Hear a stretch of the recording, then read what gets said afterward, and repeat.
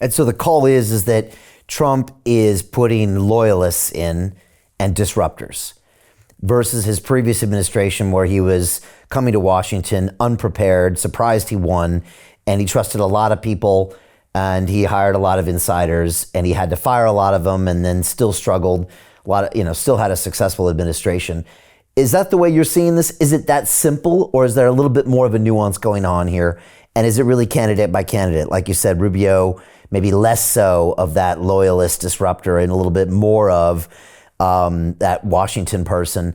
But is that what Trump is doing? He's also moving fast. And is that another signal to Washington about what's coming? I'm just curious what you see in some of these picks overall. I think it's the latter of what you said. I think it's case by case. I mean, obviously, there have been a string of people that I think it's fair to describe as loyalists between Bobby Kennedy and Matt Gaetz and Pete Hegseth and Tulsi.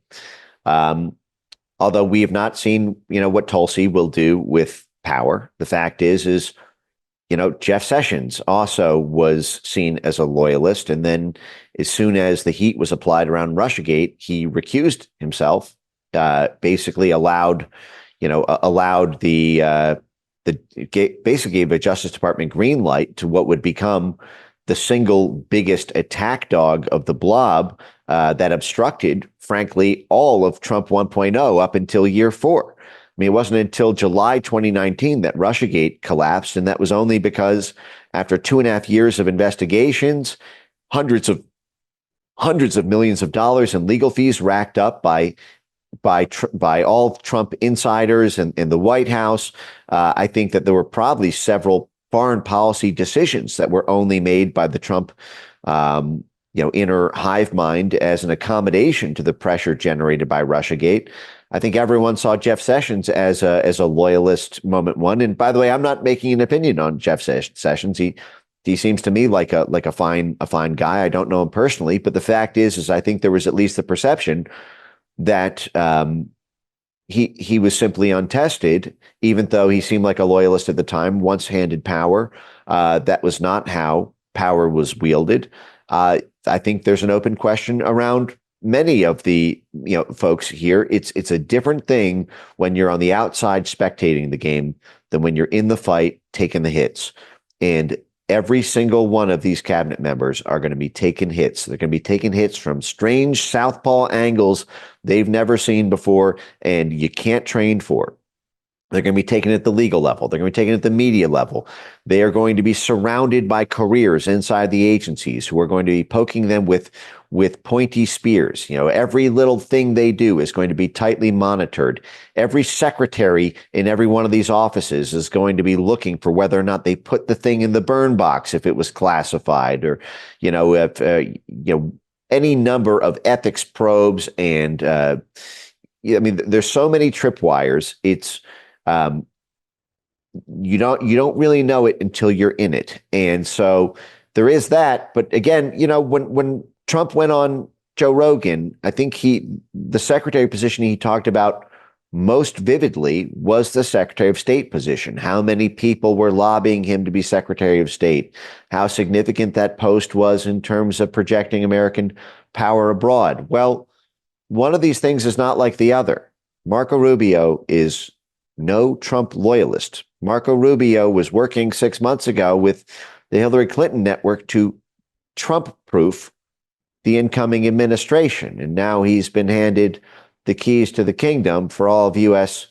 foreign policy and, frankly, half of U.S. domestic policy in terms of the nastiness of the State Department to boomerang back on Americans the work that it funds of foreign NGOs. So I don't know what the political calculus there was. Again, I'm not trying to jinx it. I want to give Secretary Rubio the chance to prove that he's really going to fight for a free speech agenda. But Marco Rubio just 5 months ago won the annual award from the IRI, the International Republican Institute, the CIA wing of the GOP, which is one of the most pernicious actors in the entire censorship industry. Again, that same organization which lobbied the EU for the Digital Services Act and which lobbied Brazil, its internal parliament, its prosecutors, and its censorship court the TSE in order to round up and arrest the Trump of the tropics, Bolsonaro, as well as millions of his supporters. And they're giving Marco Rubio the Man of the Year award just 5 months ago. So, probably the most significant post in the administration is someone who's going to have to either leave a knife in the back of the donors and stakeholders who have made his entire political career, or the knife is going to go in the back of the incoming administration when they're not looking. So Rubio is between a blob and a hard place. Hey, I know investing in crypto is scary. It takes a real leap of faith because there are so many scams, rug pulls, and bad actors out there. It's a dangerous business, which is why 95% of people lose all their money. Well, that's why I created the London Real Investment Club, so you can access the hottest deals on the planet and use the crypto bull market to create the generational wealth that you deserve. Join my team of over 100 people from around the world that are making millions of dollars behind the scenes investing in blockchain, AI, Web3 games, DeFi, Bitcoin, and more. Don't miss out. Click the link below to book a call with one of my team now.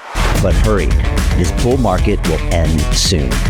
I know investing in crypto can be scary. That's why you gotta join the investment club. Pull the trigger. Let's do this.